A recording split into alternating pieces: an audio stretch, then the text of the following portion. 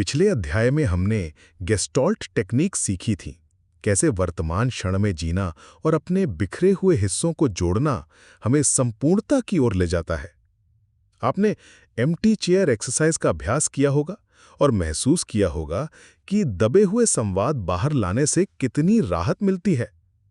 अब समय है और गहराई से अपने भीतर झांकने का, क्योंकि हमारा मन केवल एक सीधी रेखा नहीं है, बल्कि कई अलग-अलग हिस्सों या पार्ट्स से मिलकर बना है।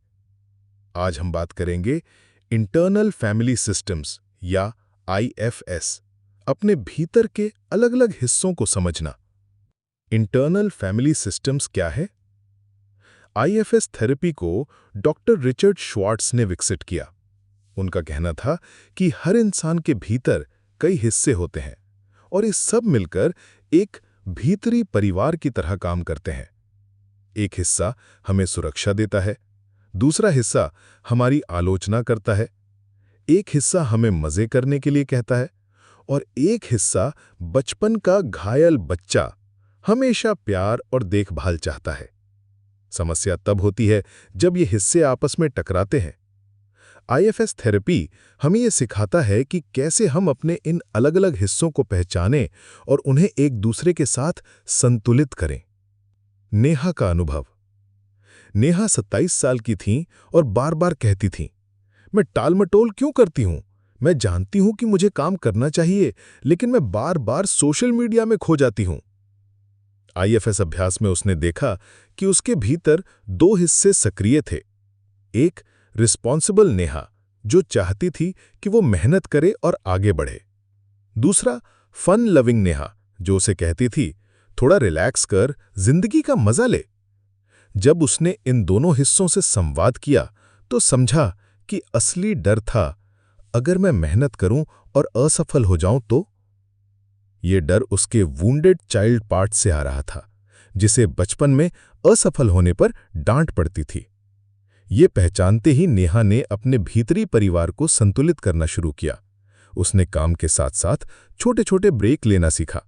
धीरे-धीरे उसकी टालमटोल कम हो गई। आईएफएस थेरेपी पर कई शोध हुए हैं। 2019 में प्रकाशित एक अध्ययन में पाया गया कि आईएफएस का अभ्यास करने वाले लोग कम चिंता, कम अवसाद और बेहतर आत्मनियंत्रण अनुभव करते हैं। न्यूरोसाइंस भी बताता है कि जब हम अपने पार्ट्स को पहचानते और स्वीकारते हैं तो मस्तिष्क के प्रीफ्रंटल कोर्टेक्स, जो निर्णय लेने और आत्मनियंत्रण का केंद्र है, की गतिविधि बढ़ती है। इसका मतलब है कि जब हम अपने भीतर के हिस्सों को समझते हैं तो हम और मजबूत, स्पष्ट और संतुलित बनते हैं। प्रैक्टिकल अभ्यास, अपने पार्ट्स की पहचान।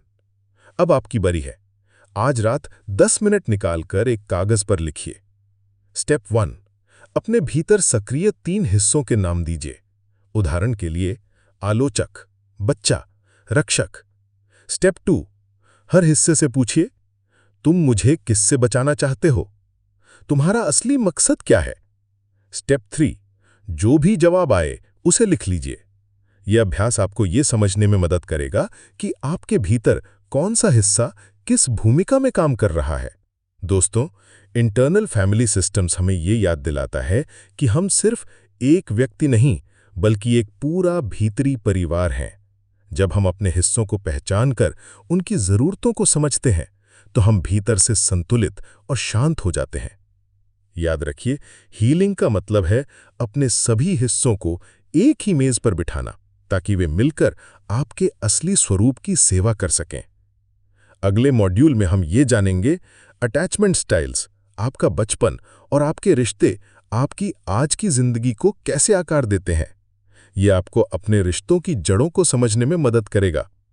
और हाँ, इस अध्याय के अभ्यास के लिए हमने एक IFS parts mapping worksheet PDF बनाई है। आप इसे इस वीडियो के डिस्क्रिप्शन बॉक्स से डाउनलोड कर सकते हैं और अपने भीतर के हिस्सों की खोज आज ही शुरू कर सकते हैं।